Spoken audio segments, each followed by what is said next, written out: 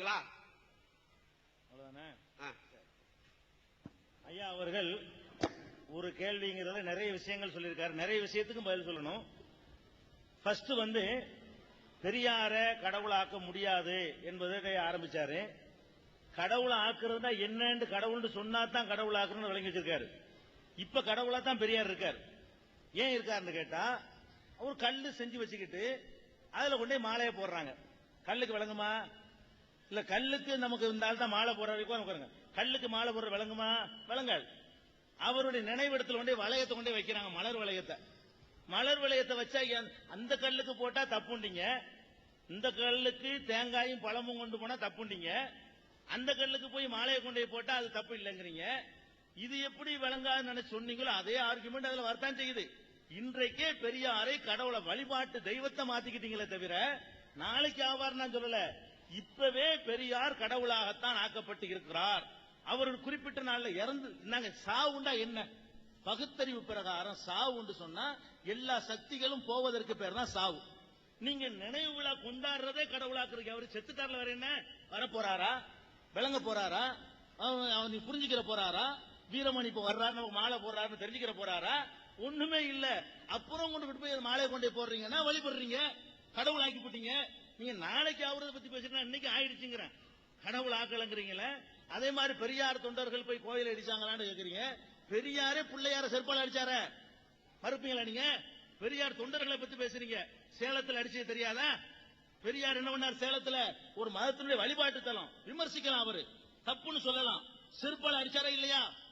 அதை பத்திரிகையில துக்குளத்துல போட்டதுக்காக வேண்டி கவர்மெண்ட் பறிமுதல் பண்ணுச்சா இல்லையா? யாரா மறுக்க முடியுமா?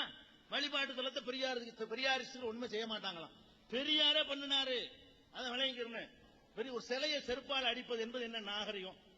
தப்புன்னு சொல்லலாம், விமர்சிக்கலாம். ஒரு மதத்தவர்கள் தெய்வம் நினைக்கிறாங்க. பெரியார் சிலையை ஒருத்தன் செருப்பால் அடிச்சா நீங்க என்ன பண்ணுவீங்க?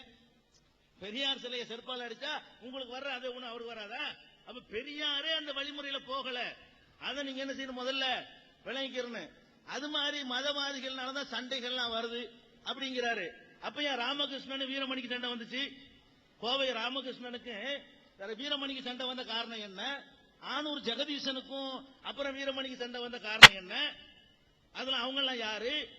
சண்டை அதாவது குறைஞ்ச எண்ணிக்கையில குறைஞ்ச சண்டை வருது. நிறைய இருந்தா நிறைய வந்திருக்கும். நீங்களும் நாடு பூரா நிறைய இருந்தீங்கன்னா நிறைய வெட்டிக்கிட்டு சாவுவீங்க. பெரிய நாங்க இருக்கிற பெரியாருக்கு அதே கொள்கை, திருவாரூர் தங்கராசுக்கு அதே கொள்கை, ஏன் ரெண்டு கட்சி, வீரமணிக்கு அதே கொள்கை, திருவாரூர் தங்கராசுக்கு அதே கொள்கை, ரெண்டு கட்சி, வீரமணிக்கு அதே கொள்கை, கோவை ராமகிருஷ்ணனுக்கு ஒரே கொள்கை. ஏன் ரெண்டு நீ ஒத்த கொத்தையும் திட்டிக்கிறீங்க? நீ பகுத்தறிவு இல்ல, நான் பகுத்தறிவு இல்ல, நீ தான் பகுத்தறிவு, நீ தான் பகுத்தறிவுன்னு சொல்லிக்கிட்டது அது எப்படி? நீ எப்படி கருணாநிதி போகலாம், நீ எப்படி ஜெயலலிதா போகலான்னு சொல்லி ரெண்டு பேரும் அடிச்சுக்கிறது அது என்ன கொள்கை? அப்ப சண்டை என்னமோ பெரியார்னோட சண்டை வராதுங்கிற மாதிரியும் பெரியாரை விட்டா சண்டை வருங்கிற மாதிரி ஆர்குமெண்ட் தப்புங்க.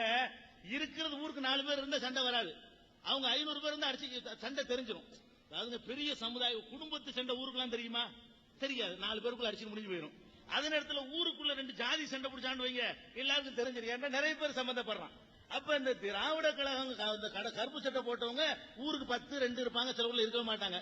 அவங்களுக்கும் 2 அடியும் அடிச்சுக்கிடுவாங்க, யாருக்கும் தெரியாது. அங்கனுக்குள்ள உள்ள வட்டங்களுக்கு தெரியும், எங்களை மாதிரி ஆளுகளுக்கு தெரியும், மொத்த பரவலா தெரியாது. இதானே தவிர நீங்க சொல்ற அளவுக்குலாம் என்ன செய்யாது.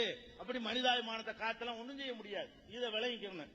அடுத்தது என்ன கேட்கிறாருன்னு கேட்டா, மதம் அதாவது கடவுளை மற மனிதனை நினை. ஏன் கடவுளை நினைச்சுக்கிட்ட மனுஷன் நினைக்க முடியாதா? நான் கேட்கிறேன். இது ரெண்டு என்ன ஒண்ணுக்கு ஒண்ணு முரணா? கடவுளை நினைச்சா மனுஷனை மறக்கணுமா? அந்த கடவுளே மனுஷனை நினைன்னு சொன்னார்னு சொன்னா அதுக்கு மேல என்ன இருக்குது? இஸ்லாமிய கடவுள் என்ன சொல்றாரு?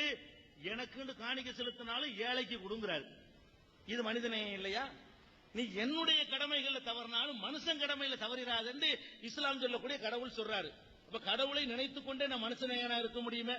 நான் ஒரு வியாபாரம் பண்றேன், அளவு நிர்வாகிகள்ல மோசடி செய்ய மாட்டேன், கடவுளுக்கு பயந்து நான் செய்யாம இருக்கிறேன், மனுஷநேயம் இல்லையா? இஸ்லாம் எனக்கு சொல்லுது அளவு நிர்வாகி மோசடி செய்யாத. நான் ஏன் அளவு நிர்வாகியில மோசடி செய்யாம இருக்கிறேன்? கடவுளுக்கு பயந்து மோசடி செய்யாம இருக்கிறேன். இதுல மனிதநேயம் இருக்கா இல்லையா? நான் திருடலன்னா மனிதநேயம் இருக்கா இல்லையா? நான் ஒழுக்கமா நடந்தா மனிதநேயம் இருக்கா இல்லையா? அடுத்தவன் சொத்துக்கு ஆசைப்படலன்னா அந்த மனுஷன் நேயத்தோட தான் நான் செஞ்சுக்கிட்டு இருக்கிறேன். அப்ப கடவுளை நினைக்கிறது ஏன் மனுஷநேயத்துக்கு எதிராக போகுது? கடவுளை கடவுளை மறந்துட்டு மனுஷன் நினைக்க போய் இன்னைக்கு கல்வியை நீங்க வியாபாரமாக்குறீங்க, மதவாதி பிரியா செய்யறான். அதிக நீங்க பெரியாரு சுயமரியாதைன்னு சொல்ற உங்க கல்வி கூடங்களை விட கிறிஸ்தவர் நடத்துற கல்வி கூடங்கள்ல இருக்கக்கூடிய சேவையும் அந்த இது ஏன் இல்லன்னு அறக்கட்டளை ஏன் வளர்ந்துகிட்டே போகுது? ஏன் சொல்லுங்க பார்ப்போம். அப்ப என்ன கடவுளை மறந்துட்டு என்ன மனித நேயத்தை காத்துப்பட்டீங்க? கடவுளை நினைச்சுக்கிட்டு இருக்கிற அந்த கிறிஸ்தவ கல்லூரிகள் எல்லாம் எந்த வகையில் அவன் பின்தங்கி போயிட்டான்? இதெல்லாம் மனிதன் அவன்கிட்ட வந்து உள்ளக்கூடிய பண்பாடுகள் தீர்மானிக்கக்கூடியது. சண்டைண்டா எல்லாருக்கும் தான் சண்டை வரும். ரெண்டு தமிழனுக்குள்ள சண்டை வருது, தமிழனுக்கு மலையாளிக்கு சண்டை வரும், மலையாளிக்கு வங்காளத்துக்கு சண்டை வரும், இந்தியாவுக்கு பாகிஸ்தானுக்கு சண்டை வரும், அண்ணன் தம்பிக்கு சண்டை வரும். அந்த மாதிரி முஸ்லீமுக்கு உள்ள வரும், இந்துக்களுக்குள்ள வரும். இதை வச்சுக்கிட்டு எல்லாம் ஒரு அளவுகள் பண்ண இயலாது. அதனால பெரியார் கடவுள் ஆக்கப்பட்டு விட்டார் என்பதில் சந்தேகம் இல்லை. இன்னும் கொஞ்சம் போக போக வேற மாதிரி எல்லாம் மாறி விடுவார் என்பதிலையும் சந்தேகம் இல்லை. எந்த அளவுக்கு ஆயிடுச்சுன்னா பெரியார் இருக்கும் திசை நோக்கி தொழுது விட்டு உரைய ஆரம்பிக்கிறேங்கிறான். ஏன்டா திசை நோக்கி தொழுதுட்டு ஆரம்பிக்கிறேன்னு எதனா கடவுள்? பெரியார் இருக்கும் திசை நோக்கி தொழுது விட்டு ஆரம்பிக்கிறேன்னு சொல்லி பேசுற அளவுக்கு ஆகிவிட்டீங்களே, இதுக்கு மேல என்ன இருக்குண்டா? நல்லா தெரிஞ்சுக்கிறேங்க. இந்த மனுஷனோட அப்படி போனாலே கடவுளா தான் ஆக்கி முடியும். நான் கேட்கிறேன், அன்னைக்கு பெரியாரோட வாழ்ந்தவர்கள் பெரியார மதிச்ச அளவுக்கு அன்னைக்கு மதிக்கிறாங்களா? இல்ல, மனுஷனா மதிப்பாங்க அன்னைக்கு. இப்ப உள்ளவங்க கொஞ்சம் கூட மதிப்பாங்க. இவருடைய பிள்ளைங்க வேற மாதிரி மதிச்சிருவாங்க. அதான் இன்னைக்குள்ள நிலைமை. அதை விளங்கிக்கிறேன்னு. அதனால இந்த வாதமே தப்பு.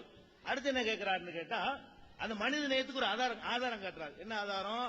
ஒரு பெண்ணை, ஒரு முஸ்லீம் பெண்ணு இந்த கொள்கை ஏற்றுக்கொண்டு, எங்க கொள்கை கடவுள் இல்லைங்கிற கொள்கை ஏற்றுக்கொண்டு வந்தால் ஒத்துக்கொள்வே.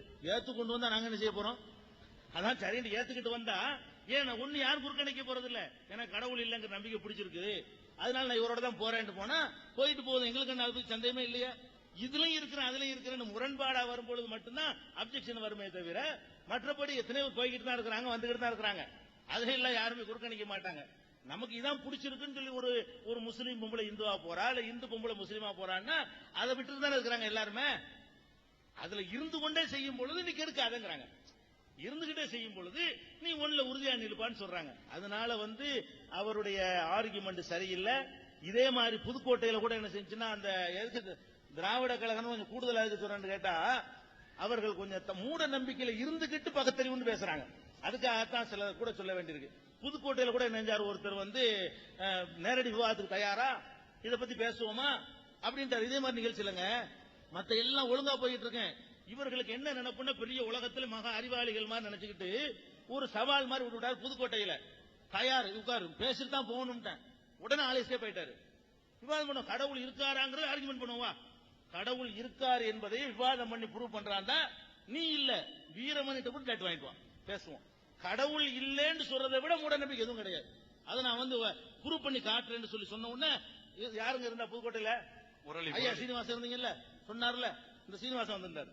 சாட்சிக்கு வச்சுக்கிறேன். நாங்க சொன்னா சரி வராதுல, அவர் இருந்தார் அந்த நிகழ்ச்சியில. ஆளை காண தேர்ற ஆளை காண.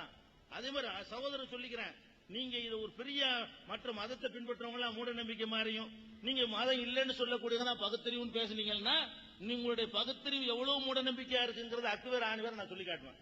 அதுக்கு தயாரா இருந்தா நீங்க வாங்க. இப்ப அக்ரிமெண்ட் போட்டு செய்வோம். யார வேணா கூட்டு வரலாம்.